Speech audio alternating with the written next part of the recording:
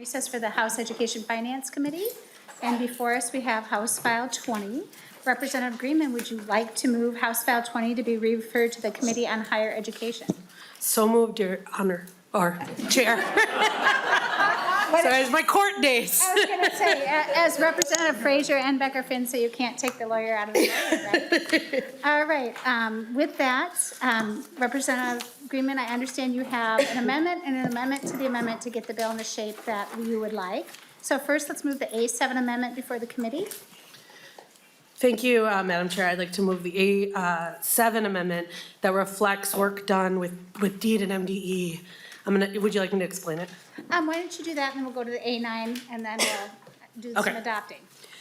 So the A7 reflects setting up a system to provide the school districts and charter schools unemployment insurance aid to cover the cost of including this newly eligible population. I worked on the language with DEED and MDE to ensure we have it set up this rebate system that works and can be implemented in a timely manner. The amendment deletes the older version of the reimbursement account and adds this. It includes an appropriation of $161 million to MDE for the unemployment insurance aid as reflected in the governor's budget, including an administrative cost of $200,000 in 2025. It also includes appropriations for the Perpich Center for Arts Education and Minnesota State Academies. So that is the A7. Do you want me to also explain the amendment to the amendment? Yes, please. Why don't you move, so the A7's before us. Why don't you move the A9 before us and explain that as well? Thank you, Madam Chair. The A9 was caught. It makes the, it is sort of the peculiarity of the Minnesota State Academies and Perpich. We have to do a direct appropriation. So what the amendment to the amendment does is it ensures that Minnesota State Academies and Perpich will receive funding to cover the costs to this immediately, beginning in fiscal year 2024. And it covers the cost of these agencies rather than the one-year delay for the school districts, but otherwise mirrors the governor's budget. All right, thank you. Members, I forgot to mention, we do have a member voting from, no, you don't yet? Okay. She didn't respond. All right. Well, we do have a member at home that may be popping in to vote just because we passed the rules on the floor the other day that we can remote if the speaker has okayed it, and we have a member that is home sick. So we will try to get a hold of her to see if she wants to vote. Otherwise, members, we'll move on to the A9 amendment. Does anybody have any questions to the amendment for the state academies? Seeing none, all those in favor of the amendment to the amendment say aye. Aye. All those opposed, no. The A9 amendment is adopted. Members, now we have the A7 amendment as amended. Are there any questions on the A7 amendment? Will you briefly explain that one again to us? Yes, so this amendment, really what it does is it changes the, what was in the bill was a reimbursement account, and it changes it to a rebate account. Working with MDE and DEED and reflecting in the governor's budget, it ensures we have this system set up and can be implemented. And it includes those appropriations again, as I mentioned, and that as are in the bill. Okay, members, so we have the A7 amendment before us as amended. Say that fast a dozen times. Any questions on the A7 amendment as amended? Seeing none, all those in favor say aye. Aye. All those opposed, no. The A7 amendment as amended is adopted. Now, members, we finally have the bill in the shape that the author would like it to be in. Go ahead and proceed with your presentation. Well, thank you, Madam Chair. And I just want to express a gratitude for the committee members, for everyone here, for doing an evening hearing on this bill. We heard from the workers that are impacted by this that they can't get out of work during school. And so it's really great. And I just want to appreciate your time. I'm really grateful to be able to present this bill. This is legislation that will end the exclusion of hourly school workers from our unemployment insurance program. It's an important policy that would ensure that tens of millions of bus drivers, paraprofessionals, educational assistants, custodial staff, lunchroom and food service workers, and other folks who work in our schools or universities have the same access to unemployment insurance that other Minnesota workers have when they become unemployed. This is a simple bill. It adds a provision to current law providing that hourly school workers can use the wage credits that they've earned to collect unemployment if they're otherwise eligible for unemployment. In other words, it removes a blanket exclusion in our current law that prevents these hourly school workers from being able to access unemployment insurance between academic terms. It also sets up a rebate mechanism to support our schools with the expenses of covering these newly eligible workers because of this policy change. We know that these Minnesotans do amazing work in our schools. They're the hardworking and often lowest paid workers who support, feed, educate, drive, and safely transport our kids. These workers have always deserved this fairness, but the disruption and the hardship of the last couple of years have only increased the need and the urgency to get this done. I want to highlight a few reasons why this policy is important to our schools, to our kids, and to the education workforce. First, this is a critical safety net for Minnesotans who keep our schools running and keep our kids supported. Most people need to work year-round, and these hourly workers are no exception, and they're underpaid.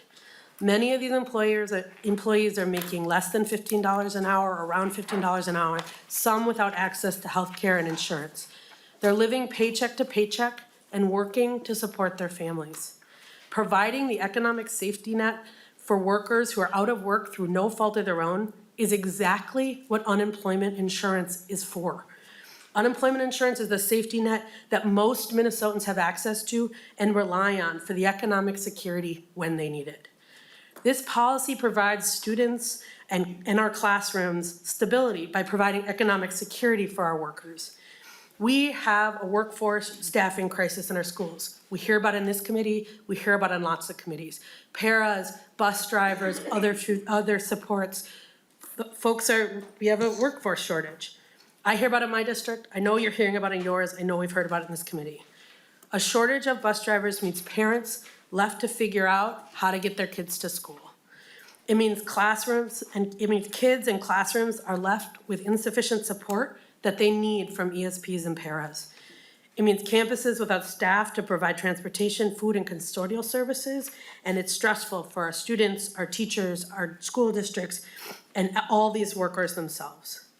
It's currently hard to recruit and retain workers that our schools rely on. These positions are jobs with high turnover and often low pay and no guarantee of work for 3 to 4 months out of the year. Excluding these workers from unemployment insurance makes it harder to retain them, as workers sometimes decide to move on to these jobs when they're essentially laid off at the end of every school year without the certainty of a paycheck for those summer months. The exclusion means that schools lose valuable staff, and our students lose important relationships with caring adults. This policy change provides stability. It's critical to ensure that we can recruit and retain these critical workers in our schools and to ensure that our schools have the folks they need to continue to support and care for our kids. Bus drivers, paras, food service workers, custodials, these jobs, our folks currently don't have access to unemployment insurance, and it makes it harder to retain these folks. Last, this is the fair thing to do. These Minnesotans who are providing one-on-one support for students with disabilities, they're ensuring our students have access to healthy food, they're providing a clean and safe environment for students to learn and transporting them to and from work.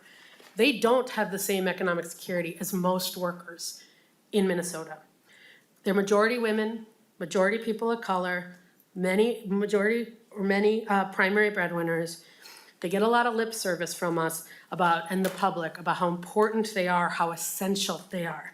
But they need more than lip service to ensure that they can provide for their families and do the work they love. This status quo isn't working for Minnesotans. Current law treats some school workers differently than others. So for example, when we talk about fairness, it creates a situation where 2 food service workers, if you work for the school, you can't get unemployment benefits. But if you work for a private company, you can. There are 2 people doing the exact same job. One has the economic security of unemployment insurance, the other does not. And this policy would mean that school employees have the same access to unemployment insurance that other workers who have seasonal work do, resort workers, construction workers, and so it wouldn't matter the type of work you do. This is just the fair thing to do. And so as we have a conversation about this bill today, we're gonna hear from parents, we're gonna hear from workers, we're gonna hear from school board members and school districts. And I just ask that you really think about what it would be like if you didn't have the economic security of being able to know what's gonna happen in your summer months. So with that, Madam Chair, I think we have a lot of testifiers. Thank you, Representative Greenman. First up, we have Dave Camper. Please get settled, state your name for the record, proceed. Oh, thank you, I understand that you have a PowerPoint for us as well. I do. I'm the nerd. That's just fine, we embrace nerds metaphorically in this committee. Go ahead, state your name for the record and proceed. Chair Joachim, committee members, my name is Dave Camper, and I am here on behalf of the Economic Policy Institute, a nonpartisan, nonprofit think tank in Washington, D.C., though I live here in Brooklyn Park, and I'm in Speaker Hortman's constituency. And I'm here to talk about the costs and benefits of HF 20 based on relevant experience in Illinois. This is based on a piece a colleague and I did in 2021. Illinois experimented with a program very similar to this in 2020. We were able to gather data from that state to estimate both the costs and benefits of this program for Minnesotans here. Let me start with just a little bit of an overview of who school support staff are. As Representative Greenman, sorry, I know I said that wrong, ably noted. Women constitute an overwhelming majority of school support staff, and Black and Hispanic workers are more likely to be employed in this group than the overall workforce. I should note that this slide and some of the others uses national data rather than state data because we are not confident that the sample sizes of the current population survey would allow us an accurate total for Minnesota. So when we have to, we use national data. School support staff are paid weekly wages much lower than other employees. This is in part because of their lower per hour wage, but also because many of them do not work a 40-hour week. Bus drivers, for example, have an hourly rate of pay that is 20% less than typical workers, but when one takes into account the shorter hours of the job, the weekly pay is 40% less than a typical worker. And this helps explain, we believe, why so many are leaving these jobs and why so many school districts in Minnesota and across the country struggle to find and retain school support staff. When calculating the effects of summer unemployment for non-licensed school staff, the name of the game is recipiency. And recipiency, of course, is what share of people who are eligible will take the benefit. Minnesota's pre-pandemic recipiency rate for UI was 39 to 45%, one of the highest in the country. Well done. We're very proud of ourselves. And I just put a note in here to remind everyone that in Minnesota, public entities like school districts directly reimburse the unemployment insurance trust fund for any costs insured, or incurred. So if whatever the school district pays out in unemployment benefits, it owes back to the trust fund. Recipiency is difficult to calculate in the best of circumstances, and that's why we're excited to have experience from Illinois. Our view as EPI is that anytime you have real life comparators, that's the best way to look at a problem rather than to make even the most informed of guesses.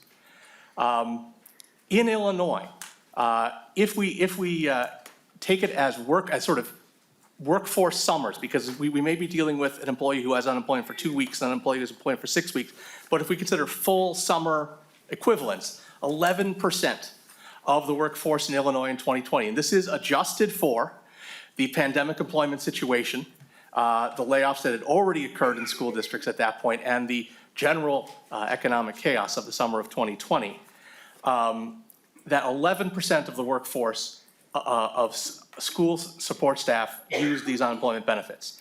If that pattern is followed in Minnesota, we would estimate 75,000 odd weeks of unemployment by approximately 6,800 employees, though again, that's only if they use it all summer. Some will use it part summer, so there's maybe more than like 10 or even 15,000 people who would benefit from it. And the average benefit over the course of the summer will be $4,058 per worker. If you look back at the weekly wages I showed you earlier, that's a substantial financial incentive for those workers, or financial insurance for those workers to deal with their unemployment.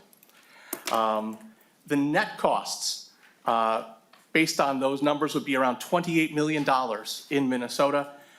If you take our 2020 school fund balances from MDE, that's 1.1% of all school districts' total reserves. Now, of course, this would not be evenly spread across all school districts, but in general, the truth is, school districts spend very little money on school support staff, and increasing their unemployment benefits would not change that very much. If I may be permitted a quick personal note at the end, Madam Chair. More than 20 years ago, I lived in central Illinois, and I worked with a union of school support staff there.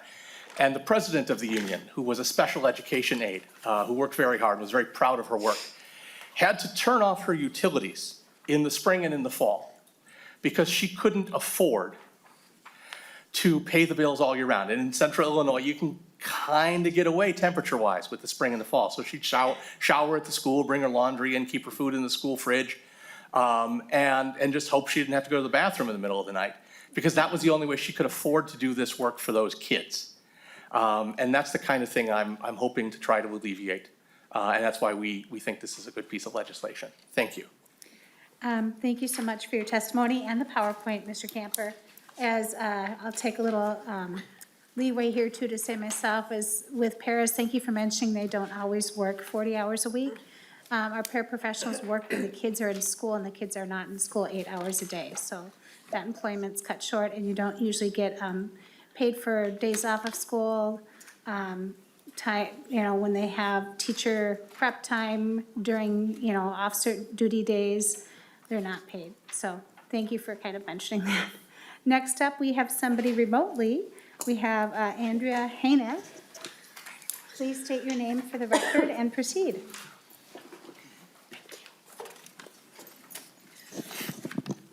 Hi, Chair and members of the committee. My name is Andrea Hanek, and I am the mother of 3 sons who all have required varying levels of support, para support. I currently serve as the chair of the Parent Advisory Council on Special Education in ISD 709 in Duluth, Minnesota. When my middle son was in kindergarten, he needed one-on-one para support, but his school did not have enough support to meet his needs. Without proper staffing levels, my son spent most of his kindergarten year missing large parts of each school day because he was sitting in the principal's office coloring instead of learning in his classroom due to lack of paras.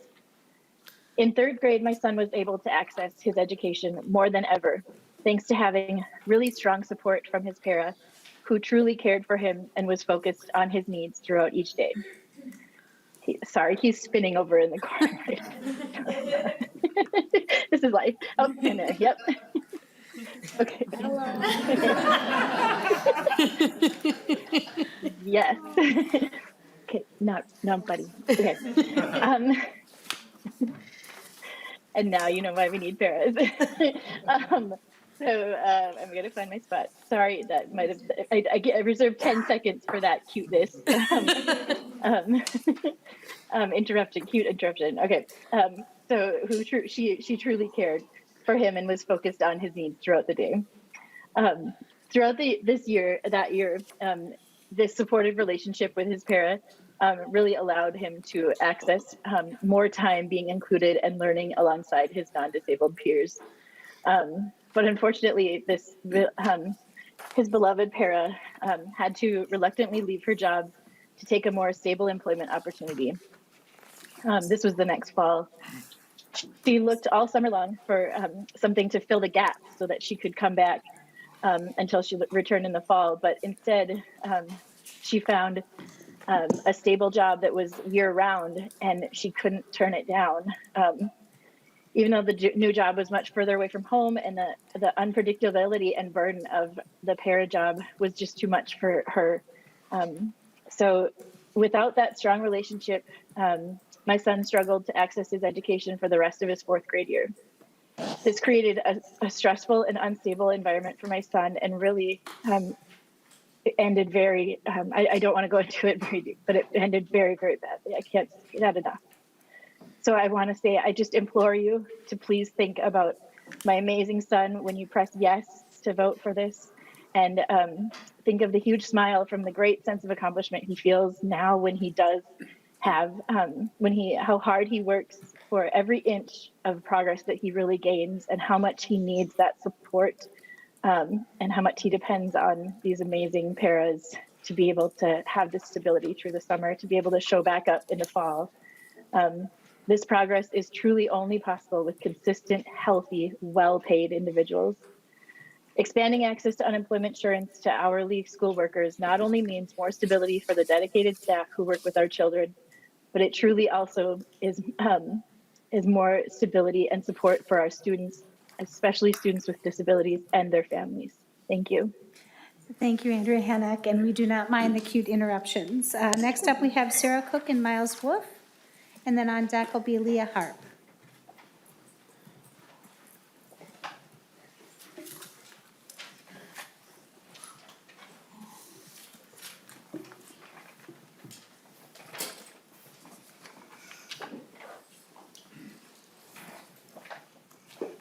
Please state your name for the record and proceed. My name is Sarah Cook. Thank you, Chair Joachim, and members of the committee for the opportunity to testify in support of House File 20. And thank you, Representative Greenman, for this important bill. Like I said, my name is Sarah Cook, and I am the parent of a special needs student in the Roseville School District. His name is Miles, and he's sitting next to me. Routine and stability are very important to Miles and students like him.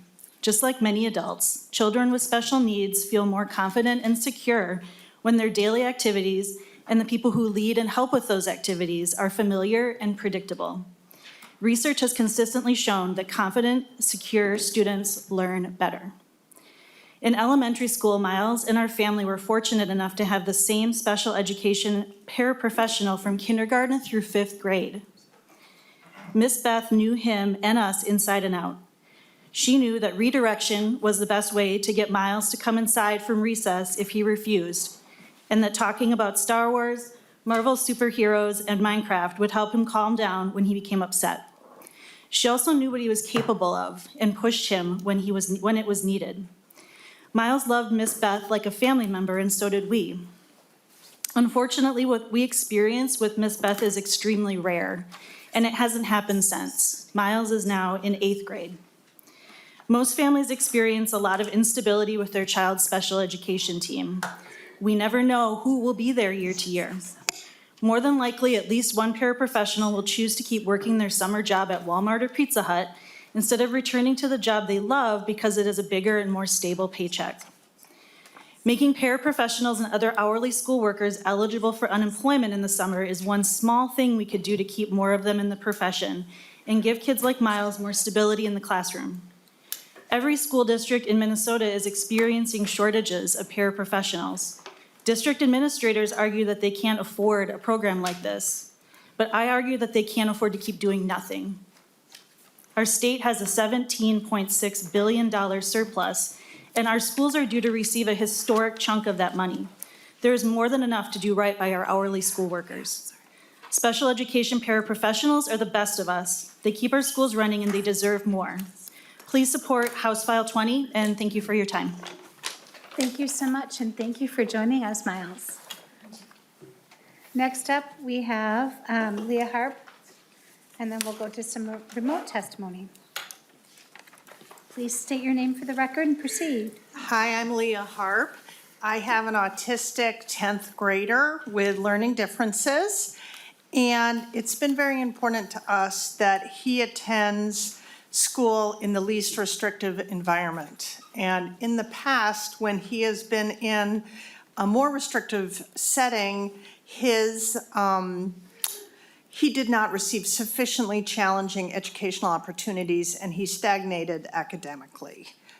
However, without quality paraprofessional support, a general education setting would be impossible for him. My son is able to get from one classroom to the next. He quickly learns classroom routines, the schedule. However, for my guy, teachers talk too fast, they use too many words, sometimes they tell jokes, they may use multiple abstract concepts, large groups of students make noise and are distracting, worksheets are confusing and visually overwhelming. It's difficult for him to know how to fit in with a group. And as Sarah said, not understanding is stressful and isolating. All of these reasons is why my kid needs a paraprofessional who really knows him and is invested in him and feels like a respected professional who is part of the team. Mr. Cochran, Mr. Raskin, Ms. Melinda, and now Mr. Walker support focus and engagement. They assure comprehension.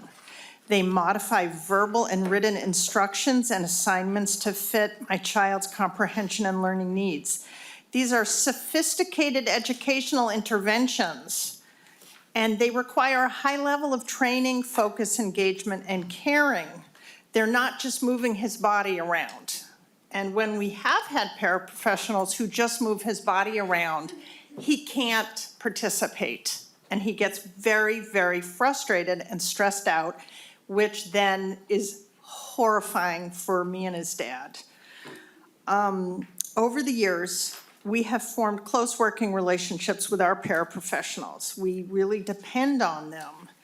And every year I cry when we say goodbye to them or when we leave the school. We are very, very grateful to them because without them, our kid would not be able to learn in the level 1-2 setting, which is the level that's appropriate for him. It takes a professional paraprofessional to provide the support and educational modifications that our child requires. To attract and maintain this type of paraprofessional, the job needs to be a career. Please, I'm asking you all as a mother, help professionalize this position. This investment the bill makes, which, to me doesn't seem like a huge amount of money, but it would assure that professionals like Mr. Walker can stay and work with our kid. Thank you. Thank you, Leah Harp. Next up, we have Ivana Stark, a Fridley School Board member on remote. Please state your name for the record and proceed.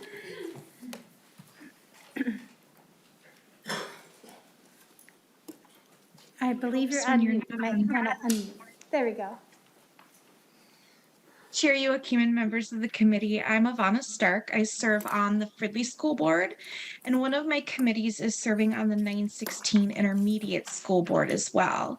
I cannot stress enough the staffing shortages that we're suffering from, specifically in 916. 916 serves almost 5,000 students from its 13 member districts with over 120 specialized programs. We're a level 4 special education setting, and we offer alternative schools, care and treatment services, career and tech training, and special education services. We have around 77 para positions open. This means that there are 77 positions that could be supporting students who have extensive needs. There are 77 positions that aren't keeping students in classrooms safe, on task, and flourishing. Our paras are special and uniquely qualified to support students in emotional distress who may be acting out, hurting themselves, that sort of thing. And the pandemic has only added to the stress and pressure that these students are feeling. They need support that only our paras can offer. Our teachers need the support that only paras can offer. The teachers and paras make a team together. It's vital that we keep these teams strong. Many of our paras have to work multiple jobs to keep up. They're struggling to make ends meet. When summer rolls around, we lose them to better paying, more consistent positions. Our students build real relationships with these paras, as you've heard. It's vital that we support them so that we can retain them and keep our students on a path to success. Our parents, our students, and our teachers deserve the support that the pairs offer, and I urge your yes vote on House File 20. Thank you. Thank you, School Board Member Stark. It's nice to see you again. Next up, we have Jody Primrose, also remote. Please state your name for the record and proceed.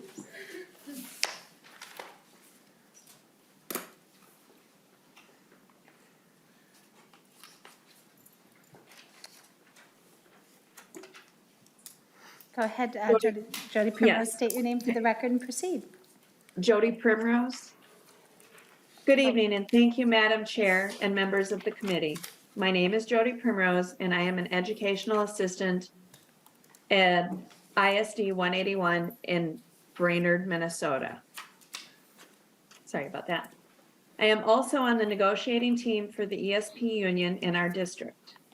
I would like to share a bit of my story and implore you to approve the hourly school worker unemployment insurance. I have been a full-time educational assistant since 2010 and a district employee since 2005. In 2009, I experienced a divorce, a foreclosure, and a bankruptcy. I became a single parent of 2 elementary-age children with no child support. During this period, I worked a full-time job for the district as well as 2 and up to 4 part-time jobs to support my family. I'm proud to say that both of my children have graduated from college. I continue to work full-time as an ESP. I have a part-time weekend job and have just applied for an additional evening job to ensure that I can continue to pay my mortgage and car payments as the cost of living expenses increase exponentially compared to current wages. As winter turns to spring each year, I, along with many others, begin to search for temporary summer employment that will provide a living wage. I took a survey of the 181 ESPs in the district.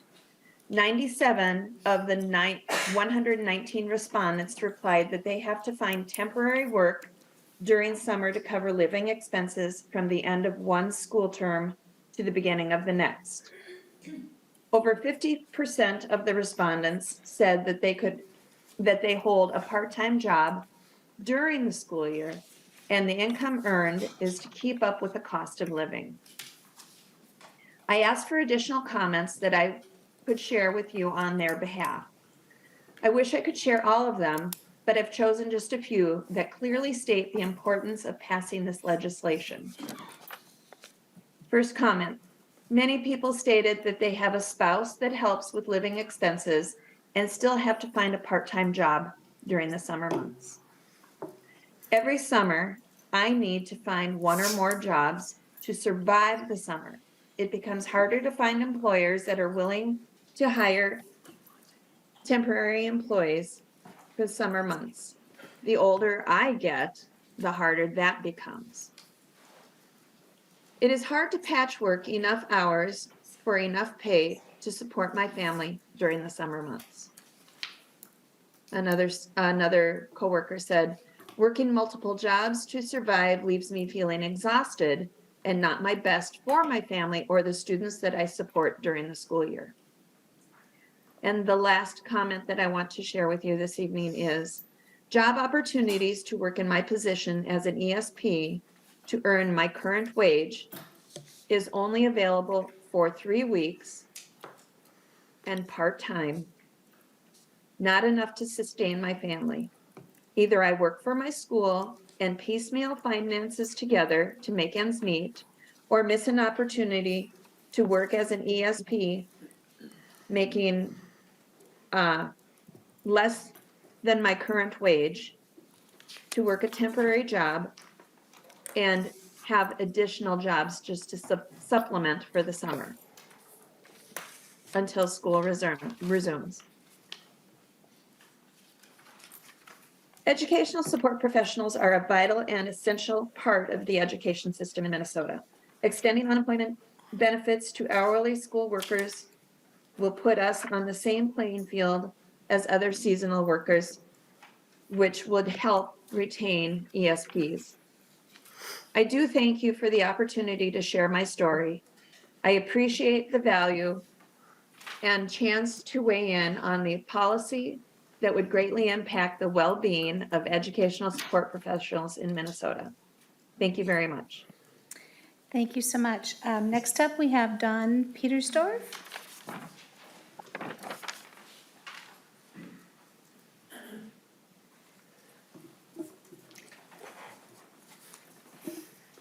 Go ahead and please state your name for the record and proceed. I'm Dawn Petersdorf. Good evening, Madam Chair and members of the committee. I'm here to testify on behalf of my brother and sister school bus drivers that are struggling to make ends meet during the summer months when we are laid off. I'm proud to be a 12-year Teamster and a bus driver, but even prouder that my profession allows me to deliver the most precious asset we have, our children, to and from school every day in a safe manner. As a bus driver, my colleagues and I love what we do. We get a daily opportunity to give a positive start to school children's lives, and in many cases, we are the first adults they see every morning. We take our job seriously and know that we are a valued asset to the beginning of these children's day. As a school bus driver and a single mom providing for my children, I can tell you that the job isn't easy.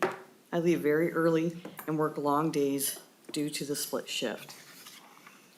In fact, every morning when I leave,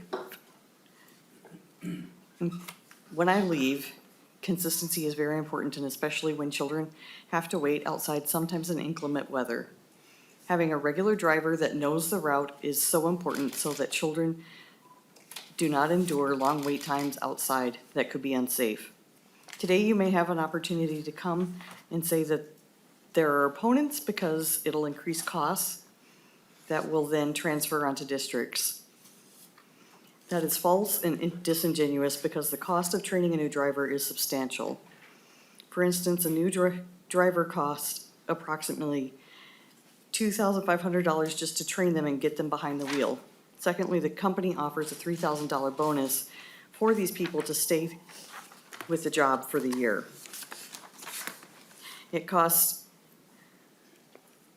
This is a cost of $5,500 or more per trainee when you consider at least a third of the workforce is lost every year during the summer months. This is a substantial amount, and on top of this cost, our employer pays hundreds of thousands of dollars when we don't have enough drivers so they can borrow drivers from other states. The cost of room and board, in addition to the transportation, is through the roof, as you can imagine. And this happens on a regular basis. Retaining drivers would eliminate this. There's no question that a vast majority of drivers that leave during the summer leave because they find other jobs. There is summer work available at our bus garage, but it is very limited. You see, our children need food 12 months out of the year. They need a roof over their heads 12 months out of the year. And they need clothes 12 months out of the year. Having a job that only lasts 9 to 10 months, that doesn't provide unemployment benefits, makes drivers leave for jobs that provide work all year round, along with pay. Unfortunately, when they leave, all the money and resources that our company has provided goes out the door with them.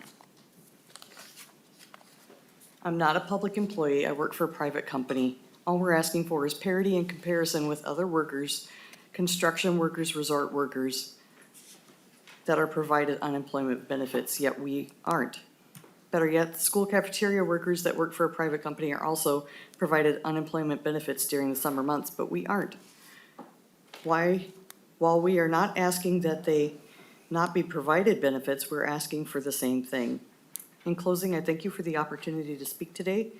And I ask you that you please support this bill so that my coworkers and I can provide for our families during the difficult times during the summer. Thank you. Thank you for your testimony. Members, we also open it up for public to sign up. So we have some public testifiers and then 2 more testifiers for Representative Greenman that are at the end for timing issues. So we've got Tracy Furek and then Tilly Kachue. Please come. They're both remote, so Tracy Furek, please state your name for the record and proceed. Good evening. Thank you, Madam Chair, members of the committee. My name is Tracy Furek. I'm the Director of Business Services at Sauk Rapids Rice Public Schools. I'm the vice chair of the, I'm going to go down a acronym wormhole for a second. I'm the vice chair of the MASBO, Minnesota Association of School Business Officials Legislative Committee. And I'm also here representing MSBA, or the Minnesota School Board Association. I am extremely grateful for the opportunity to speak with you regarding House File 20. We would like to thank Representative Greenman for her work on this bill and specifically appreciate the amendment to provide ongoing funding for the program. As a school district, we, like other employers in the state, continue to struggle to fill positions and do believe that the additional support to our hourly workers will provide a benefit in which we hope will correspond to increased employment rates. With that being said, we do have a few concerns we would like to comment on. One concern we have is related to contracted services. We at Sauk Rapids Rice contract the majority of our transportation services and are in the second year of a multi-year agreement with our school bus contractor. We ask that you add an amendment to the bill to allow bus contractors and other contractors that support education to access the funding, such as food service workers. Sometimes in school districts, food service staff are in a contracted work agreement. Without an amendment, this bill will continue to create additional inequities in our education funding formulas for those that contract services versus those that provide in-house transportation.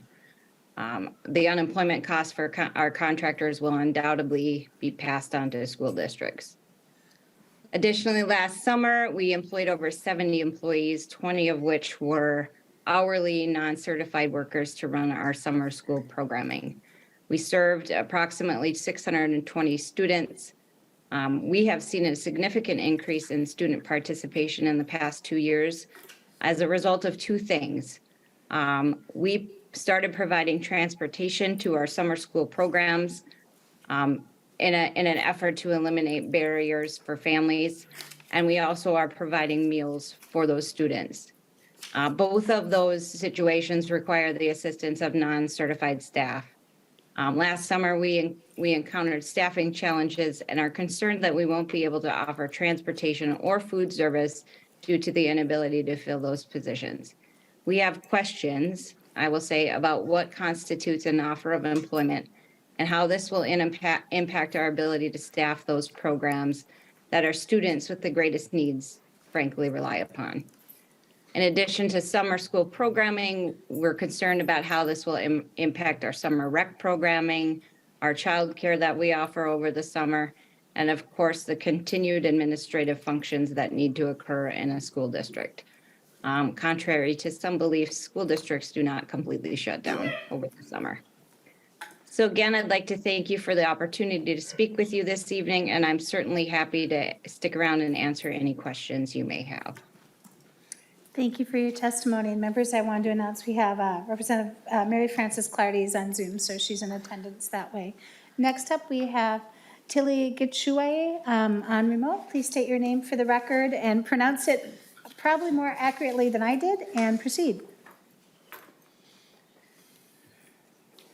Good evening. My name is Tilly. Get your way. You did real good. Thank you to someone who don't also do it. has a lot of vowels in their name. Good. Thank you. Go ahead, proceed. I work in food service for the Minneapolis Public Schools, and I'm a member of the I work in food service for Minneapolis Public Schools. I'm a member of the SU Local 284 Executive Board. Every food service worker knows which kids don't get enough to eat at home. When the pandemic forced us into district learning, I was worried about what was happening with those kids. I'm proud that we were able to prepare and distribute thousands of meals a week to make sure our kids in the community didn't go hungry. At a time when we need to address racial disparities in our state, when children are facing more and more challenges, we need more caring adults in the school. But we can't provide stability for Minnesota kids if we can't provide stability for our own families.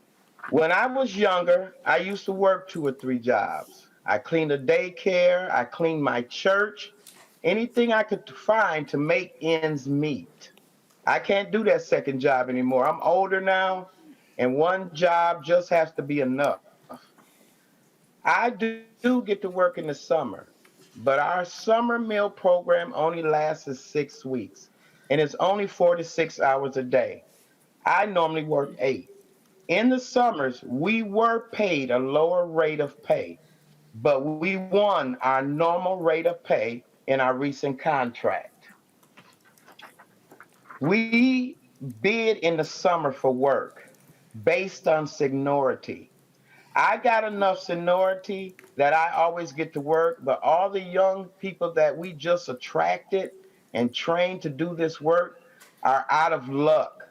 Those young workers also have young families, and having access to unemployment will provide them with more stability. For me, having access to unemployment for weeks between the end of the school and the beginning of the summer meal program would be a game changer. No one is going to hire me for those weeks unless I lie. Who wants to do that? I try to save for the summer, but we don't make that much money. I stock up on my pantries, but I can't help but fall behind. I always pay my rent. You can't fall behind on that. But the lights and the gas bill, I got to let go. I have a big balance when school starts back. And again, I have to double up and catch up. I do this work because I love the kids. I love them. I've been in this job 28 years, but we shouldn't have to live like this. Please, please give school workers the same benefits that other workers in Minnesota get. I thank you for listening to me today. Thank you so much for your testimony. Next up, we have Adosh Uni from MDE, and then on deck, Scott McMohan from Minnesota School Bus Operators.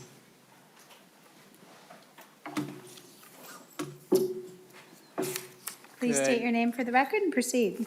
Good evening, Madam Chair, committee members. My name is Adosh Uni. I'm the Director of Government Relations for the Minnesota Department of Education. Thank you for the opportunity to provide support for HF 20 to establish an aid program so that currently exempt hourly school workers qualify for unemployment insurance during the summer period. And thank you to Representative Greenman for carrying this initiative and pursuing it session over session. Really appreciate the effort there. And I also want to say the governor and lieutenant governor also recommended in their budget removing this limitation during summer breaks to make K through 12 school workers eligible to collect UI benefits and provide aid in the education package to cover this cost. This proposal supports many of our workers that are so critical to the needs and successes of our students and families. They are indispensable classroom partners with our teachers to help our kids learn how to read, do math, and become our future leaders. They provide critical services to our students with special needs that are entitled, with the special needs that they are entitled to and deserve. They pick our kids up in the morning and they drop them off after school safely. They provide that before and after school programming that is such deep enrichment for our students and that can be so crucial for parents who don't work just during school hours. And they provide nutritious food to our kids to keep them full so they can focus on being a kid and learning. Simply put, schools would not be able to run without these hourly school workers. They are essential. We've heard from many about the challenges these workers face, especially when confronted with shortfalls in work during the summer months. And we have heard that we face a workforce shortage because of the prospect for many of the lack of summer employment. And a prohibition on qualifying for unemployment insurance makes it far less viable to stay in that line of work, which only serves to exacerbate the shortage. This relief put forth in HF 20 and by the governor and lieutenant governor will help these school workers support themselves and their families, while also countering challenging trends in recruitment and retention for these critical roles in our schools. Again, thank you for the opportunity to provide support for this extremely important initiative. Thank you, Mr. Uni. Next up, we have Scott McMohan, and then on deck, Rochelle Stoffel, and then finally Kat Briggs. Please state your name for the record and proceed. Madam Chair, members of the committee, thank you for the opportunity to testify this evening. My name is Scott McMahon with Flaherty & Hood, here tonight on behalf of our client, the Minnesota School Bus Operators Association. For a little bit of background, private contractors cover about 60% of the daily school routes across the state. We provide services in all corners from Minneapolis, St. Paul, the suburbs, the exurbs, and in greater Minnesota. I want to thank Representative Greenman for the work on this bill. It's in better shape tonight than it was at the prior hearing in the Workforce Committee. A few messages that we want to bring forward tonight. One is in recognition of the shape the bill is in tonight. It's important that this bill carry the funding to support this policy change going forward. There will be costs borne by the school districts for their employees, and there'll be costs that the contractors and the school districts need to work on for increased unemployment costs that we're going to see. As this policy moves forward, it's going to impact the experience rating that contractors have for their unemployment for their employees. And so we're going to have to talk with the school districts about how we address those costs as things go forward. So seeing that the dollars are in the bill is a step forward. The one challenge we do have with the bill right now is that pot of money that's made available to school districts can only be used to cover the costs associated with their school district employees. They can't use those funds to cover the costs that their contractors are going to have. The reality is, as school bus operators, we have one source of revenue. It's our contract with the school districts. And so we hope in working with Representative Greenman, with DEED and MDE, that we can come to a solution as this bill works its way forward to figure out how to make that bucket of money available to cover the totality of the cost of the school districts are going to face as this policy goes forward. One other issue that is still outstanding is under state statute, school districts can enter into contracts of up to 10 years with transportation contractors. And so we've had contractors this year who have entered into contracts that are going to go for the next 8, 9, or 10 years. And we'd like to figure out some language that will allow us to be able to deal with those existing contracts so that we can work with our school districts in a way to recognize these increased costs will come much sooner than 8, 9, or 10 years from now when we go into the next budget negotiation. But again, I do appreciate the author's willingness to work on these issues, and we look forward to this bill as it continues on its way through the House. Thank you. Next up, we have Rochelle Stoffel and then Kat Briggs.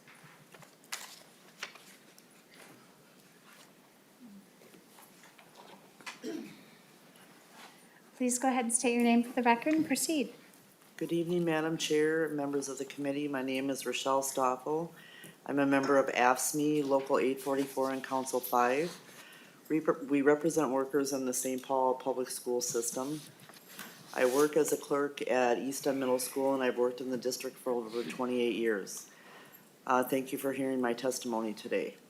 I'm here to support House File 20, and I thank Representative Greenman for authoring this bill. I think that allowing workers like me to access unemployment will protect us if we lose our summer jobs and go without income for months, and it could also address the biggest retention issue for school employees. I hope that my experience helps you understand why this change is important. Back in the summer of 2020, I faced a serious dilemma when the school year ended. Usually, I could count on 3 seasonal catering jobs,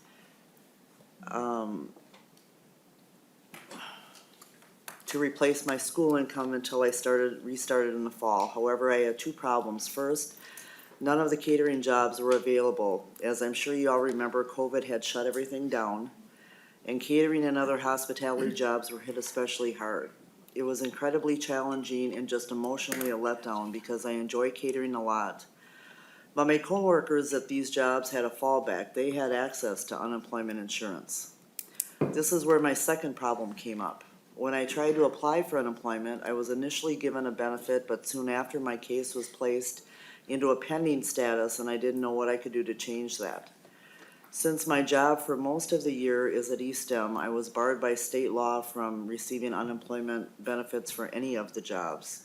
And when I spoke with an unemployment representative, I was informed that I had reasonable assurance that my job would return in the fall, so I wouldn't be granted an exception. Though I was less certain than he was at the time, I did thankfully get to come back. Unfortunately, a lot of my catering jobs have not come back. 2 are done for good, 1 closed and 1 just hasn't had any business. And while 1 came back, it isn't enough to get through the summers.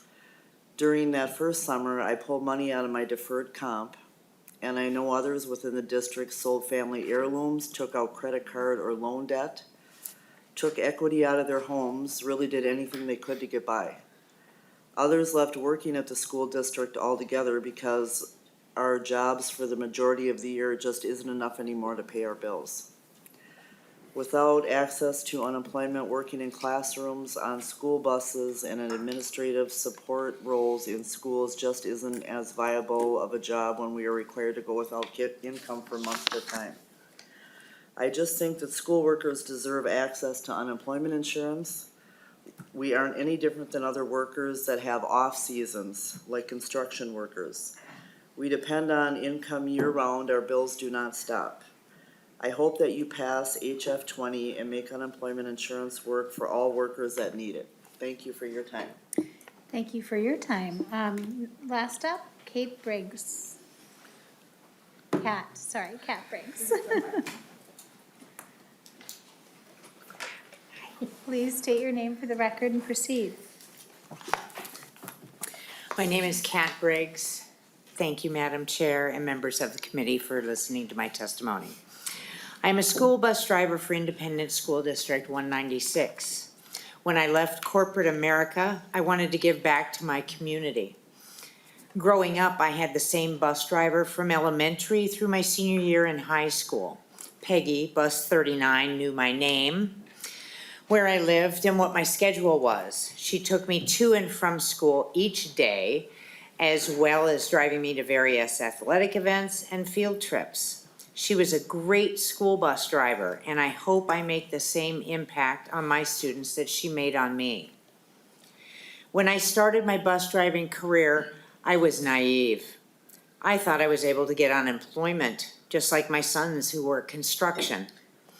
I was so struck by the fact that there was a state statute that prevented hourly school employees from collecting unemployment benefits due to a reasonable assurance of employment in the fall.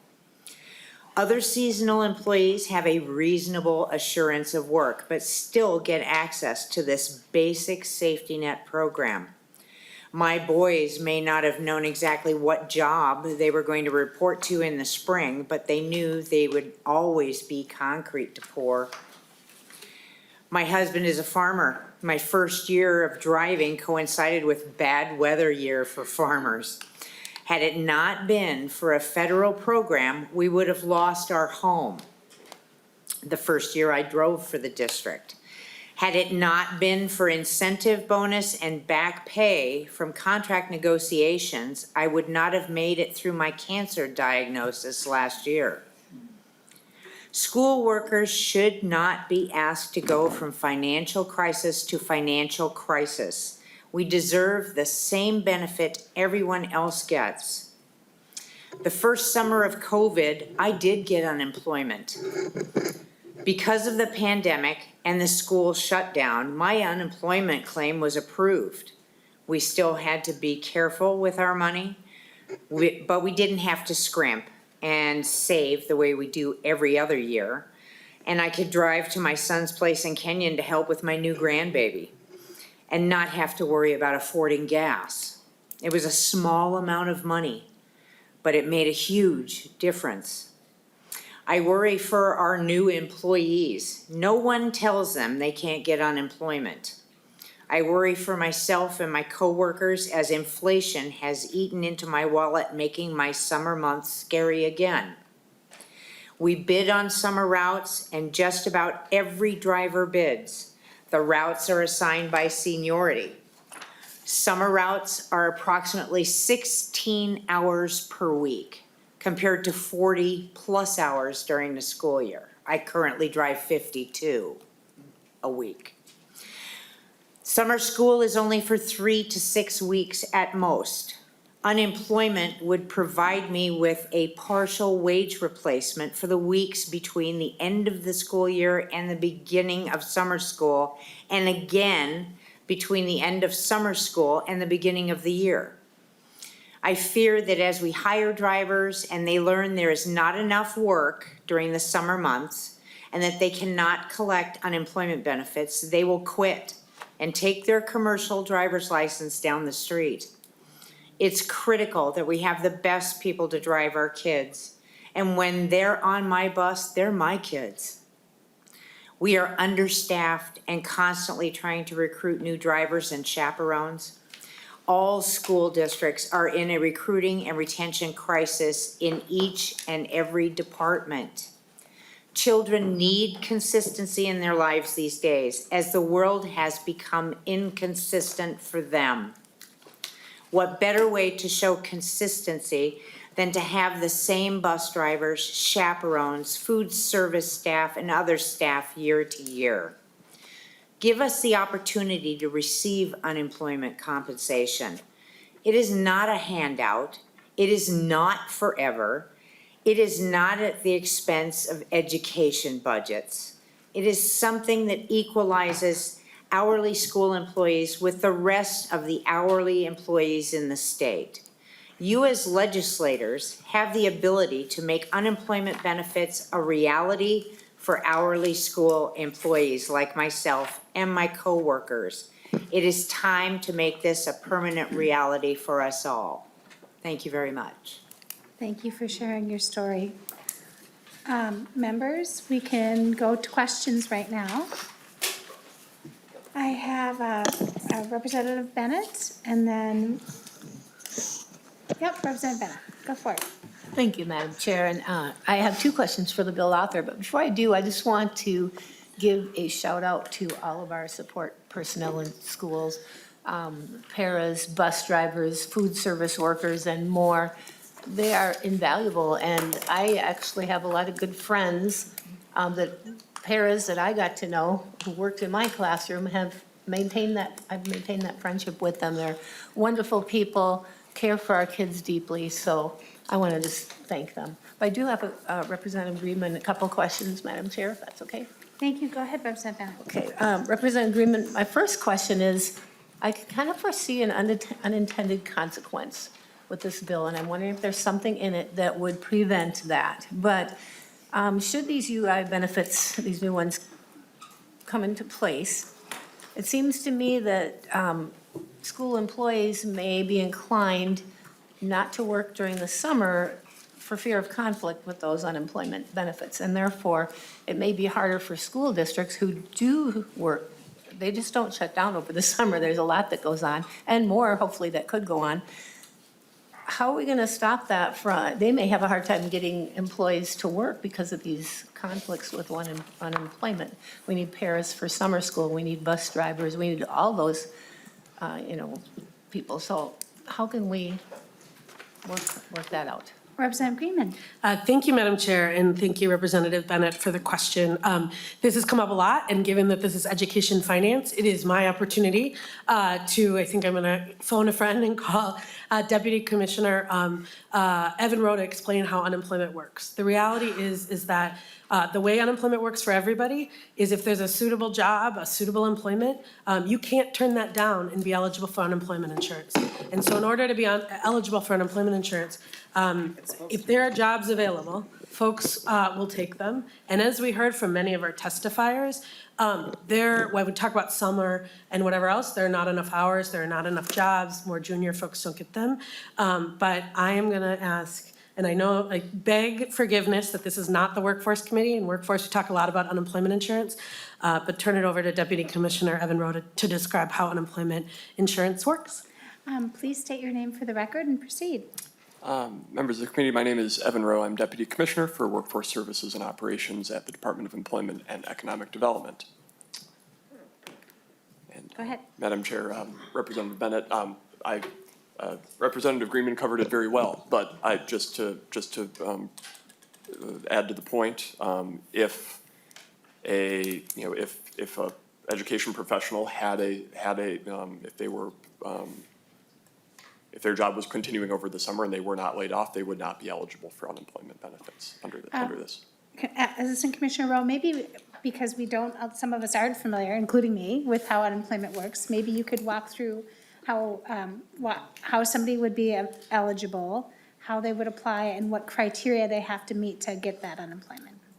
Madam Chair, certainly. So essentially, if you are only eligible for unemployment insurance if you are laid off from your job.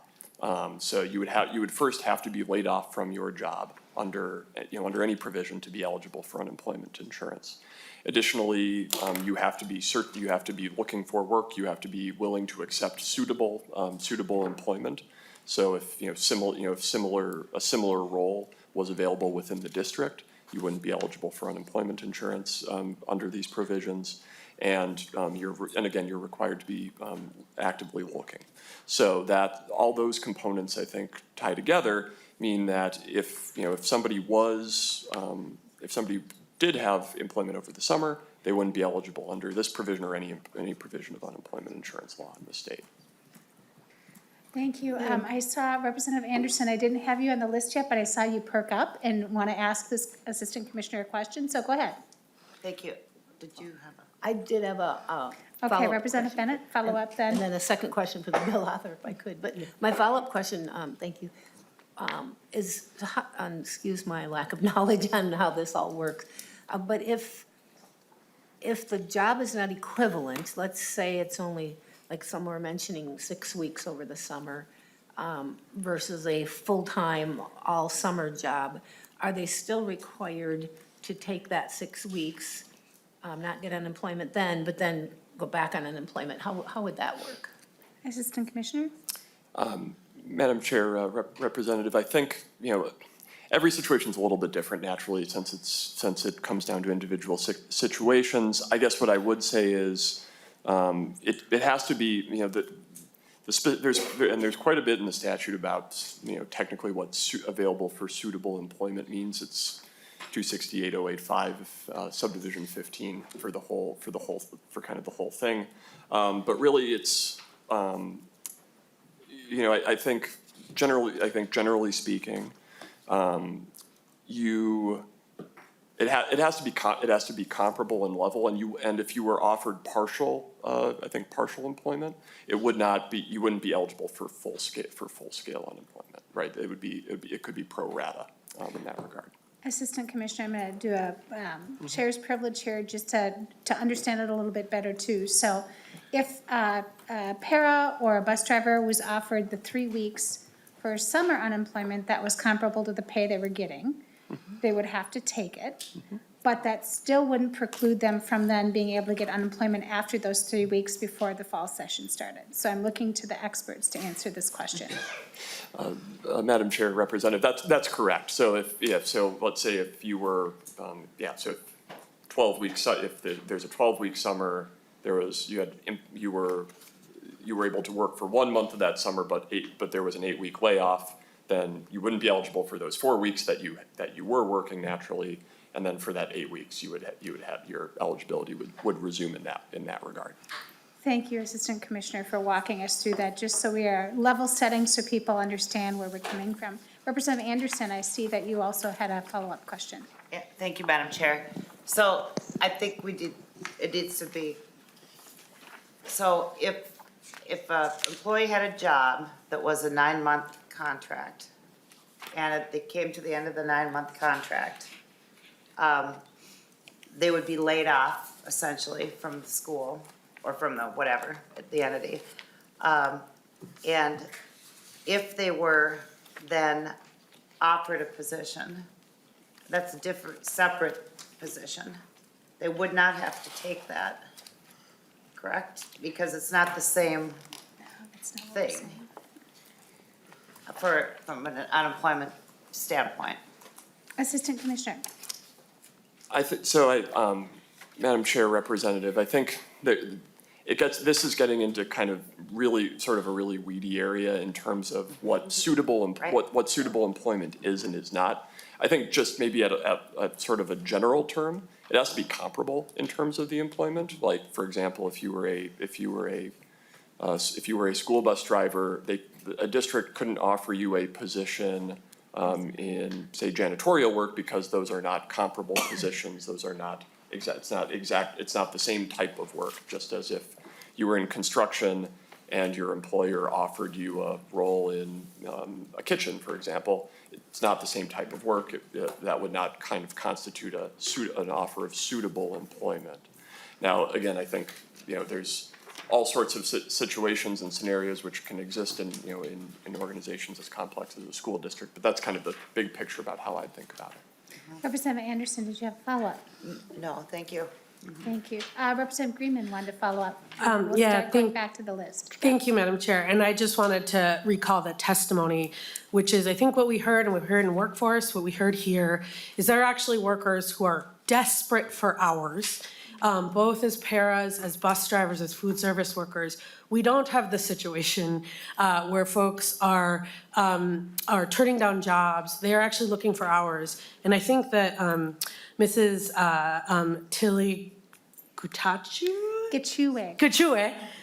said it best, which is she was given 6 weeks, 8 weeks, and you have a couple more weeks to cover, right? And you can't get another job.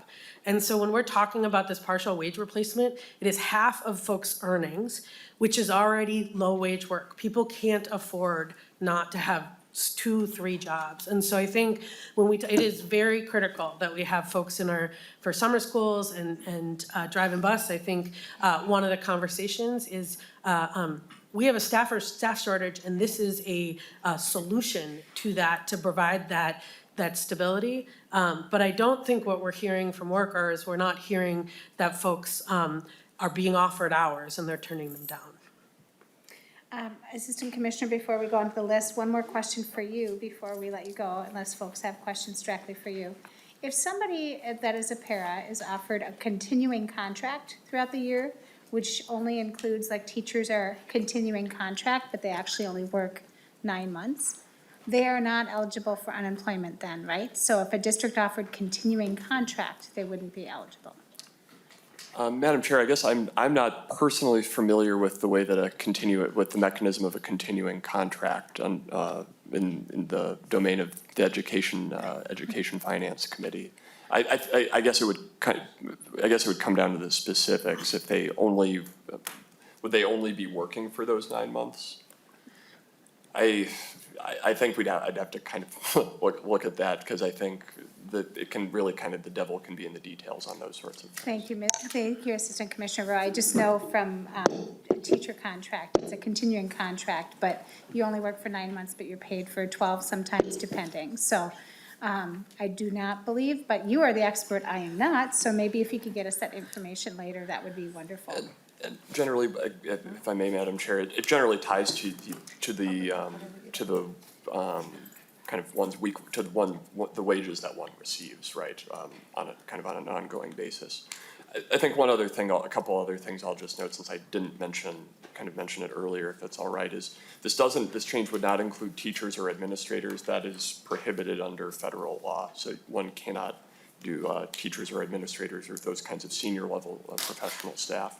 Additionally, wage replacement it's partial wage replacement, and I think Rep. Greenman said that, but it's generally 50% of one's existing wages. So it's always worth reminding folks. Thank you. And then I believe we have 2 members that also had questions for you. Don't get to leave too soon. Representative Jordan. Thank you, Madam Chair, and thank you, Representative Greenman, for bringing this bill forward. And it's good to see you, Commissioner Rowe. We don't normally get to have your presence here in our Education Finance Committee. But I heard a number of testifiers mention other quote-unquote seasonal workers, like resort workers or construction workers.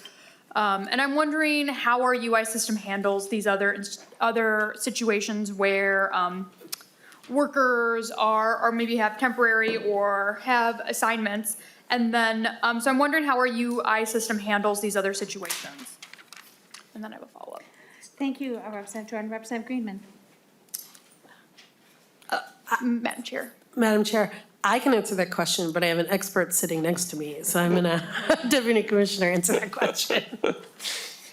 Madam Chair, Representative Jordan, I think this specific provision that HF 20 looks at is really one that it is a provision that really only applies to the education, the education sector in the state, and it's kind of ties to for historical reasons, but specifically, highly seasonal work like, resorts, construction is another industry that is highly seasonal. Those industries, individuals are eligible for unemployment insurance benefits. Thank you. Representative Jordan. Thank you, Madam Chair. And so, Commissioner, you mentioned this, that I'm just curious actually as to why these workers are different and why this is an atypical situation for our hourly school workers. Mr. Assistant Commissioner. Madam Chair, Representative Jordan, I think there's a bit of history here. Originally, unemployment insurance goes back to the Social Security Act of 1935. That was when it was first created nationwide, and there were many groups of workers that were not originally eligible at the outset. Agricultural workers were not eligible originally. State and local government workers were not eligible originally. Federal workers were not eligible, and a wide variety of other sectors and groups. So I think really this is a piece of, this is really just sort of a piece of kind of eligible populations that just hasn't evolved over time. But over time, UI eligibility has changed as federal guidance has changed and as the state policymakers have decided to make those changes as well. Madam Chair. Representative Greenman. And can I just say, when you look at who is excluded and what the both sexist and racist stereotypes it's based on, a lot of it is based on the idea originally, and this is an 80-year-old exclusion, that the folks working in our schools were parents, were there to help kids, but were not actually there making a living. And what we heard in workforce was 42% of these workers are single breadwinners. So I think that part of it reflects what was probably never accurate, but certainly isn't true today. Thank you, Representative Greenman. Brings me back to the time when female teachers were paid less because they were not considered the breadwinners of the family. Representative Sensimura, I believe you had a question for the Assistant Thank you, Madam Chair. Thank you, Representative Greenman, for bringing this bill. This is the second time that I'm getting to hear this bill as a member of the Workforce Committee. And Assistant Commissioner, I think I asked this question of you, but I apologize if it was for someone else. We had kind of started to dig in workforce around how many positions are offered to these hourly workers versus how many there are during the school year. And from my experience working in summer school programs, maybe a third of schools in the districts have small summer school programs where they're not generally serving all students. So I'm wondering if you can speak to that. How many people are being offered jobs and how many people would be taking this unemployment benefit potentially? Assistant Commissioner Rowe or Representative Greenman? So that's not a question for the Deputy Commissioner for Deed. I think that when we talked about it in workforce, that's actually a question for the school districts in terms of how many positions they have. And I think we asked, and I think that we had asked the School Districts Association if they had any information on that, since I know we've heard a lot about that. Thank you. A lot of room at this table. Thank you for the phone a friend. So please state your name for the record and proceed. Thank you, Madam Chair and members of the committee. My name is Valerie Dosland, and I represent the Minnesota Association of School Business Officials tonight. I think we could not get a global scale answer to that question. We have about 340 school districts across the state. I think the testifier, Tracy Fierick, provided an example of her specific school district. If that is, certainly I can try to get some more information asking some other school districts with that information, but I think what Tracy shared is probably, Ms. Fierick shared was probably fairly representative, at least from what we've heard from other school districts. Representative Sensimura. Yeah, thank you. And I mean, I think it just might be something helpful for this committee to look in the future because from what I know is students and families are not offered enough summer learning opportunities, and also then our staff is not offered enough summer employment opportunities. So I think that that's something that this committee could think about more broadly, but I do think it's something that is connected also to this employment issue. Thank you. Thank you. Representative Fidela. Thank you, Madam Chair. I have maybe kind of a technical question. I've got a constituent in my district who owns a bus company and a lot of great bus drivers out there. So the end of school hits, It's summertime, they get laid off. We're gonna pay UI on them now. Who's on the hook to pay into the UI fund? And I'm just looking at this and the money's going to education. And we've got a bus company over here with those staff on the payroll. My hunch is they're on the hook to pay into the UI fund. So if you could just talk for a second how that's gonna work. Representative Greenman. Thank you, and thank you, Representative Hudala, for letting me show off how much I've learned about unemployment insurance in the last 2.5 years. And I'm gonna turn it over when I can, but there's two different mechanisms for how our unemployment insurance is funded. And for private employers, if it's a bus driver is a private employer, it's an insurance policy or it's an insurance program. So they're paying into the trust fund whether or not their employees can collect.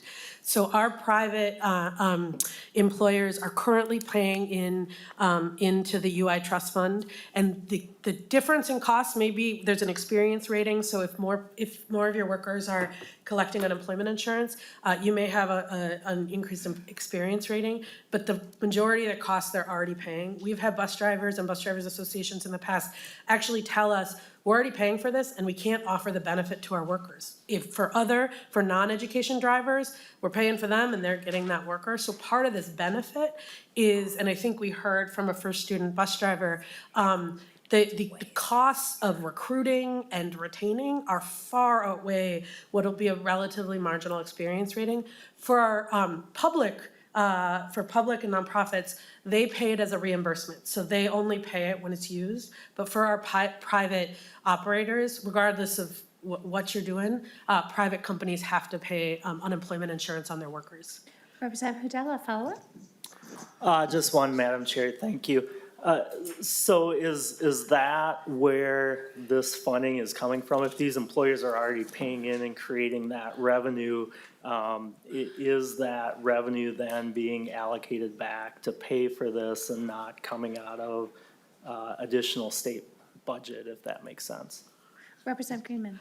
Thank you, Madam Chair. I think if what you're asking for is where is the unemployment benefits that folks take coming from for private, for our private bus driver operators or food service operators, they're paying into the trust fund, and those benefits are coming out of the trust fund. So that's how the normal way it works. For our public and our public schools, what it looks like is this rebate system, because they're not currently paying, because they don't have to pay into the trust fund. Those the costs will be rebated as it's listed in the policy.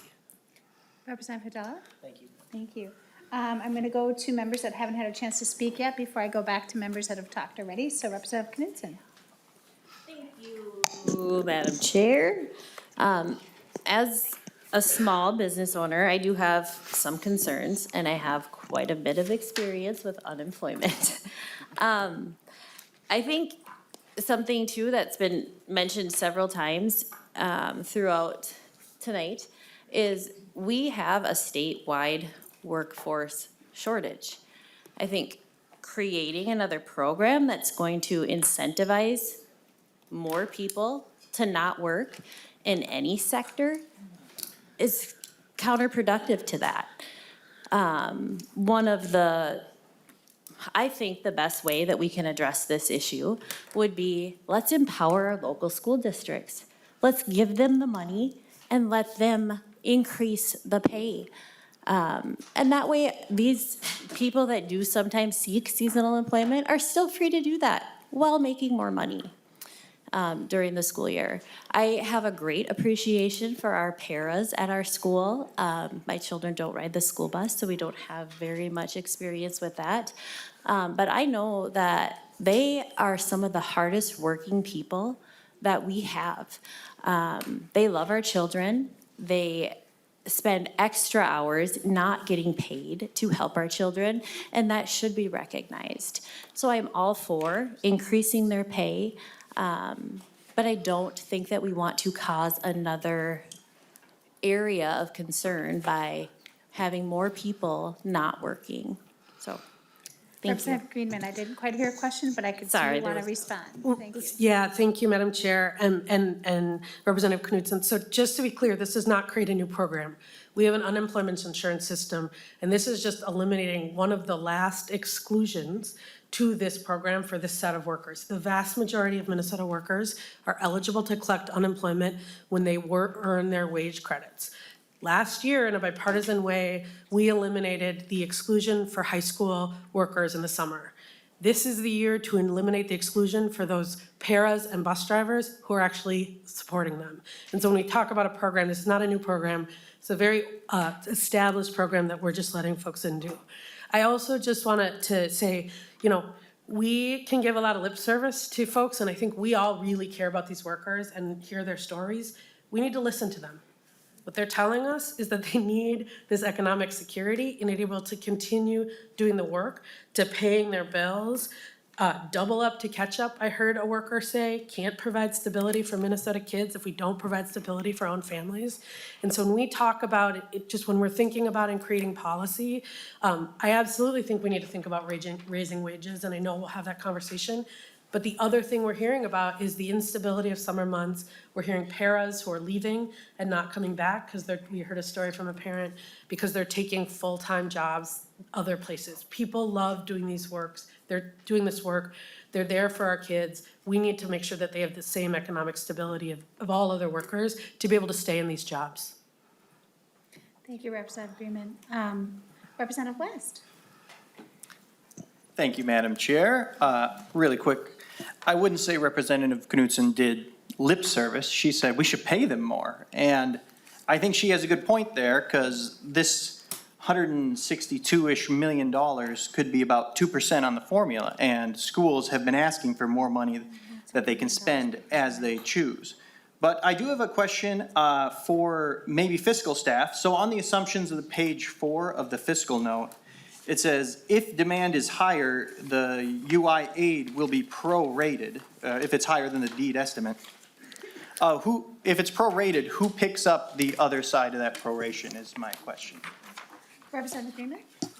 Thank you, Madam Chair. I am going to turn that over to fiscal staff, but then I want to talk about the assumptions, because I think that what we have established over and over again, and I think that that's the testimony we heard from Dave Camper is, so this is a new set of eligible workers, but from everything we've learned from Illinois, our estimates are that it's probably going to be closer to $28 to $35 million and not $161 million. We think this is a really conservative estimate, but we're going with it because we want to make sure that there's enough resources in the budget.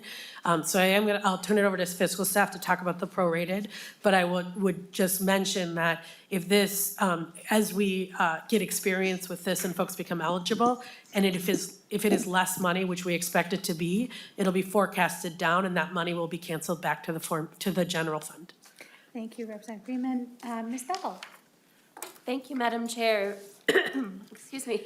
Thank you, Madam Chair. Representative.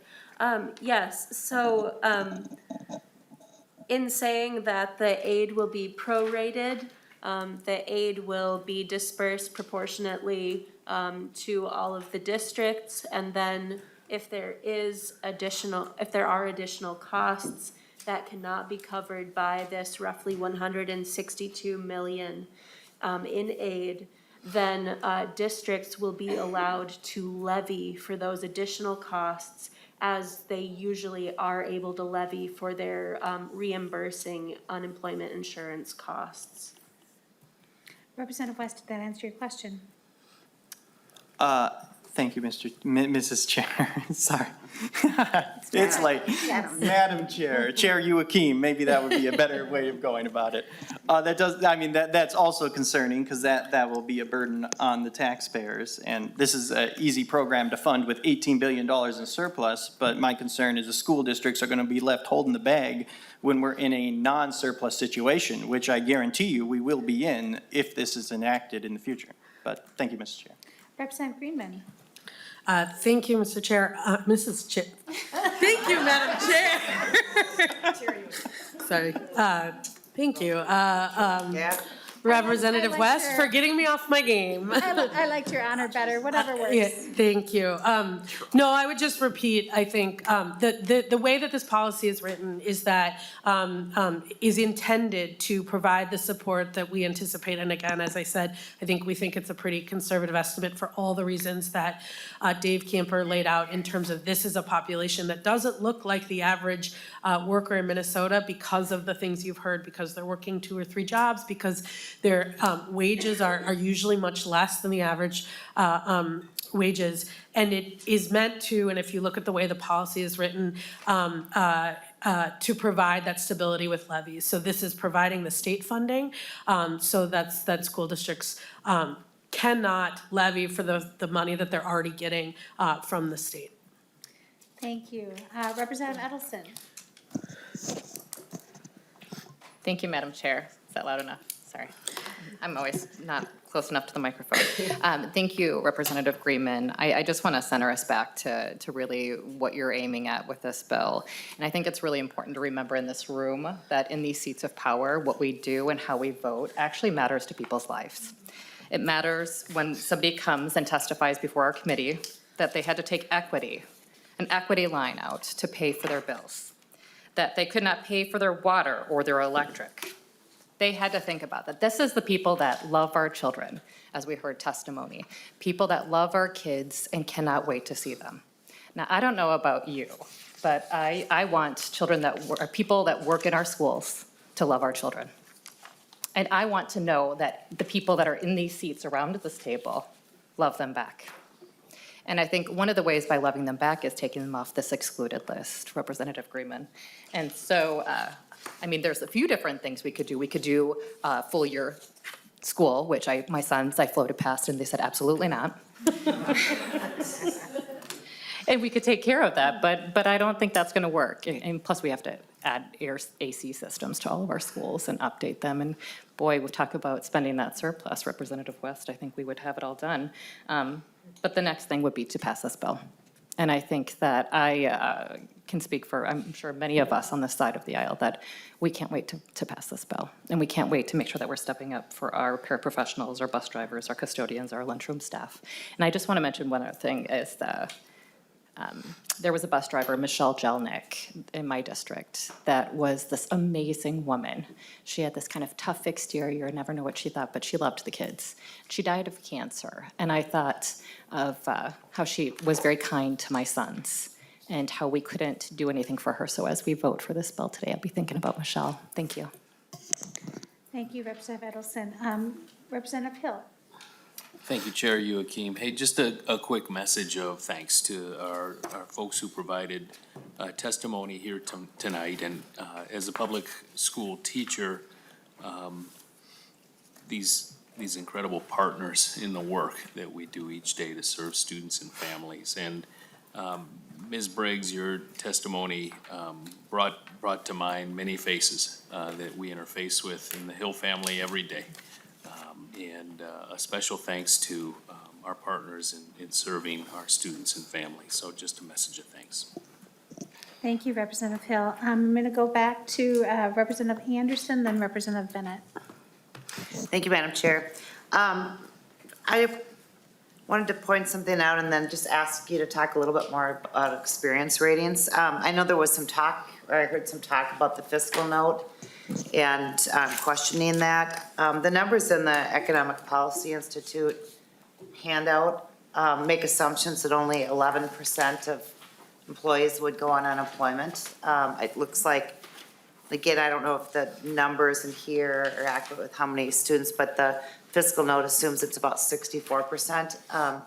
I hope that we are honest and support the fiscal staff numbers, because I think that's probably much more accurate, that it would be 64%, rather than trying to lower the fiscal note to an 11% number, when I can't imagine that. But I would ask the Assistant Commissioner if you could talk about experience ratings. The lowest unemployment, the lowest, the bottom of the experience rating, the bottom multiple versus what the top is, which is probably maybe that mine that just had up in northern Minnesota that just had the benefits. They ran out of everything, so, that we passed about a month ago. So can you give us the range on experience ratings for businesses? Thank you, Assistant Commissioner Rowe. I think Representative Anderson's talking about the 26 weeks of unemployment benefit, and I don't think we're talking about 26 weeks summer, but I would love that. No, it's the multiplier. Assistant Commissioner? Yeah, Madam Chair, Representative, yeah, the range of experience ratings in the unemployment insurance program is between 0% and 8.9% in the state, and that's based on, this is for private employers, this is not for the vast majority of employees under, likely under consideration here are employed by school districts or other nonprofit groups, and those are reimbursing employers, as previously mentioned, which means that they actually reimburse the direct costs of the benefits provided as opposed to paying an experience rate. Representative Anderson? Thank you, Madam Chair. Did you say 8.9%? Assistant Commissioner? Yes, that's correct. And there's a more detailed formula that we could walk through for if we want to go through the whole UI tax system. Yeah. I don't have that presentation with me Assistant tonight, Commissioner, but- we will not be doing that tonight. Representative Anderson? Madam Chair. Thank you. Oh, Representative Greenman actually has a quick response, and then we'll go back Okay. to you. Yeah, thank you, Madam Chair, and I'd just like to respond to the numbers, and they are, the 11% is based on Illinois' experience. One thing that I have learned over the last 3 years, working with DEED, working with folks who have been doing the data in Illinois, is the problem that we have is this population has never been eligible for unemployment insurance. And so estimating how many will collect unemployment, how long, and their average wage is actually quite complicated. I've learned from Deputy Commissioner Rowe and others. And one of the reasons it's complicated is because we don't actually have the data sets of this population. What we know about the Illinois data and the folks in Illinois is they are actually hourly school workers who have some of the same work profiles as our workers. So they are working low-wage jobs. They're oftentimes already working 2 jobs. They have, when you're at a lower income, you may not be able to have as much opportunity to take that unemployment because you're literally working paycheck to paycheck. We heard about workers with not cutting off their utility bills. And so this is set up, we know we're not gonna know until we actually provide this benefit. But I think it is inaccurate, and I think that I could turn it over to Deputy Commissioner Rowe. I think that the recipiency rate is not 64%, but I can turn it over to him. But what I do know is that the question of recipiency rate and average benefits, we actually don't know until we pass this. We budgeted so that it is high. The $161 million is based on the fiscal note that has that. We anticipate it's gonna be much lower, but we, to be conservative, have budgeted based on what I think would be the high end. And I want to make sure I get this right for the record. Is it Deputy Commissioner or Assistant Commissioner? Madam Chair, it's Deputy Commissioner. Thank you. I'm sorry, I have been demoting you all night. Deputy Commissioner, if you'd like to respond. Maybe just one point of clarification, just to Representative to your question. Since we're not doing the whole kind of walkthrough of UI tax structure tonight, I think at everybody to make sure that we're not here all night. I just want to emphasize it's not an 8.9% tax on all employer income or all wage income. That's simply the experience rating component of the broader UI tax computation. So it's one component. So I just wanted to emphasize that a little bit. Thank you. And then I have got Representative Bennett and then Representative Pryor batting cleanup so we can actually allow our staff members to get some sleep tonight and ourselves as well. So Representative Bennett. Thanks, Madam Chair, for taking my second question. And Representative Greenman, first, thank you for doing your research. And I can tell you know what you're talking about, and you've really done a lot of research, and I appreciate that and value that. So thank you. So my question for you is, wondering if you've considered this, but instead of paying support staff, school employees, to not provide services, why not take this aid, pay it to schools, and then allow them to extend their summer programs and expand them? And you need bus drivers for that, food service people. Paras, we have a huge achievement gap. We have a lot of kids who need to catch up with reading and math, need tutors that could utilize this. We could pay those people to provide services over the summer instead of paying them to not provide services. Have you considered doing that instead? Representative Greenman? Thank you, Madam Chair. And I wouldn't and I appreciate the compliment. This has been, I've learned a lot about unemployment insurance. And I think centering, and I think as we are all centering these workers, what I have learned is how important this economic program, the stability program is. I don't think it's accurate to say we're not paying them to provide services. What I do think is accurate, and what I agree with you is, I actually do think, and I think you'll see our caucus focus on, I do think we need to spend more on ensuring our schools have what they need to provide, whether it's the summer months, whether it's thinking about transportation. What we know now is that even for the things we're providing funding for, we know that there's a bus driver shortage. That's not because school districts can't pay for it. That's because they can't find the workers. We know that there's a para shortage, not because they don't have it in their budget, but because folks are leaving the profession. And so one of the reasons that we need to do this, it's the same reason that unemployment insurance is so important in our other seasonal work, is it provides workers that stability to stay in those jobs, so they come back, so that they stay in the summer if they get offered summer hours, and they come back in the fall. We heard a parent talk about her para who had to leave because they just couldn't afford not to take that 12-month job, not working with kids. They would rather be working with kids. And so when I think about the important reason for this program, especially when we're in a staffing shortage and a staffing crisis, it's not just that our schools need more money, it's that they actually need folks to stay in these jobs and continue working them. And this is one of those ways that we can do that and ensure that our schools have the supportive adults that they need. Thank you. Representative Bennett, did you have a follow-up at all? No? Okay. Just wanted to check. I just had a quick question for you, Representative Greenman. You have talked to a lot of the folks that would be affected by this bill. Is there one thing that really stood out to you that you'd like to share before we go to our final question here? Thank you, Madam Chair, for that question. And I think that what is so clear and present is how much these folks want to do these jobs.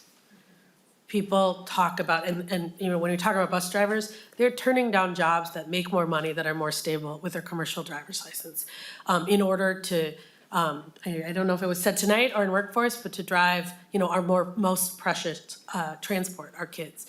We're talking about folks, you know, paras who are in our schools, who are working with kids who have high needs, and they love it.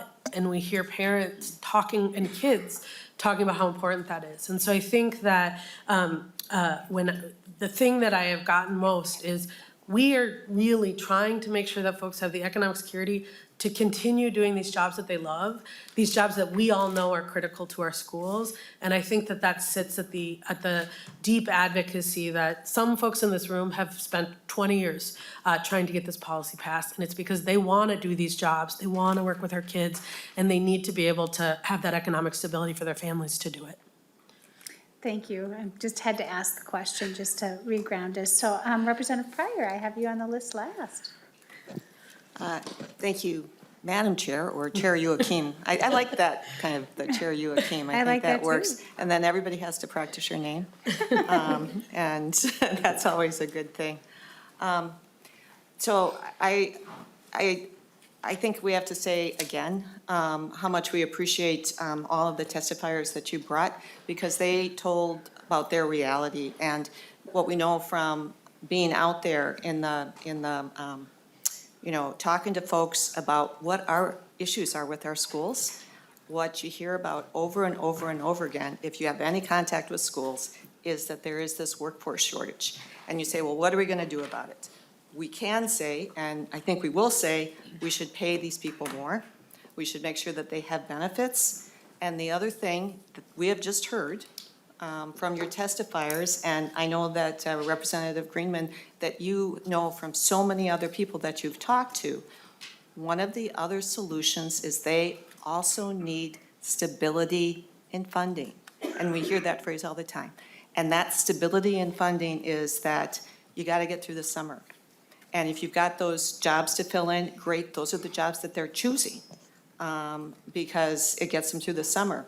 But they, you know, the idea that, you know, these empty months, I don't have any salary and I have to leave my profession to go get another job. Why would I quit that job and go back to this temporary? So they've told us what one of the answers is for this workforce. And I think it is up to our committee to answer that.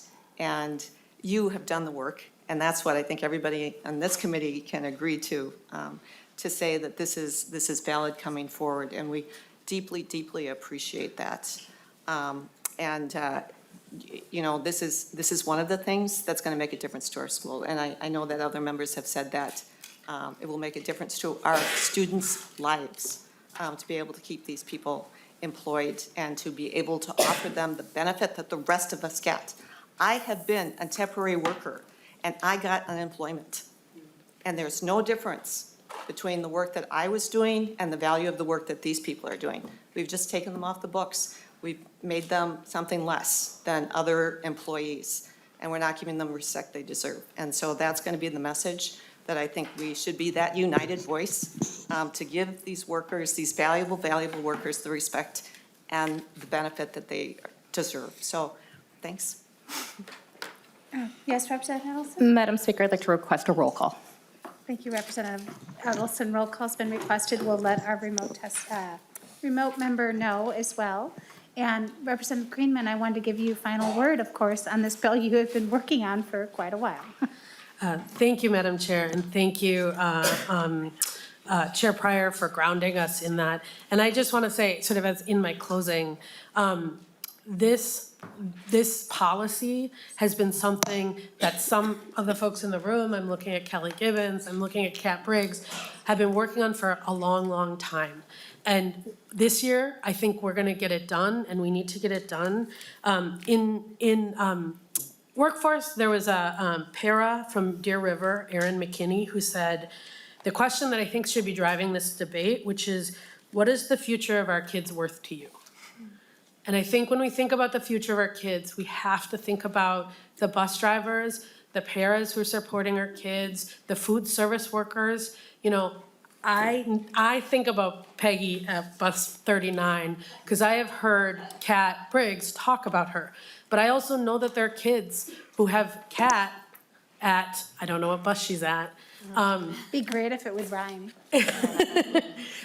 Who in their minds know that she is the bus driver who they know, they identify with. I remember bus drivers from my youth. And so when we think about these folks who have faces and names and families, this is the moment where we can say, this is good for kids, it's good for our classrooms, and it's certainly important for these really important Minnesotans who are caring, feeding, transporting, and educating our kids. And so I'd ask for your support today and really appreciate the conversation. Thank you, Representative Greenman. And Representative Greenman renews her motion that House File 20 as amended be re-referred to the Committee on Higher Education. Madam Chair? Yes, Representative Bennett. I move to lay House File 20 on the table. We have a very incomplete fiscal note here. It's preliminary. It's not complete in all the agencies, and I do not feel comfortable voting on this without a complete fiscal note. I think our fiscal staff needs time to finish. So I do move to lay this on the table, and I request a roll call. Thank you, Representative Bennett. A roll call has been requested to lay this bill on the table. That is a non-debatable motion, if I can remember my rules correctly. But I do want to say that we can bring this back to look at the final fiscal note if need be. But with that, members, we're going to have a roll call on whether or not to lay this bill on the table. And the clerk will take the roll. Madam Chair, can you confirm Representative a vote, what a vote means? Oh, just to sure. make sure? A vote no on this bill would have us go to the motion to move this, to re-refer this to the Higher Ed Committee. A vote yes on the bill would mean to lay this on the table. The clerk will take the roll. Chair Joachim, No. Vice Chair Clardy, No. Representative Anderson, Yes. Representative Altendorf, Yes. Representative Bakeberg, Yes. Representative Bennett, Yes. Representative Edelson, No. Representative Greenman, No. Representative Hill, No. Representative Hudella, Yes. Representative Jordan, No. Representative Knutson, Yes. Representative Perez Vega, No. Representative Pryor, No. Representative Purcell, No. Representative Ream, No. Representative Sensor Mura, No. Representative West. Yes. There are 11 yeses and 7 noes. Oh, Seven. two, sorry. 7 yeas and 11 noes. With 7 yeses and 11 noes, the bill is not laid on the table. With that, members, we're going to move to a vote on the final bill. So once again, Representative Greenman renews her motion that House File 20 as amended be re-referred to the Committee on Higher Ed. There has been a roll call requested. The clerk will take the roll. Chair Joachim, Yes. Vice Chair Clardy, Yes. Representative Anderson, No. Representative Altendorf, No. Representative Bakeberg, No. Representative Bennett, No. Representative Edelson, Yes. Representative Greenman, Yes. Representative Hill, Yes. Representative Hudella, No. Representative Jordan, Yes. Representative Knutson, No. Representative Perez Vega, Yes. Representative Pryor, Yes.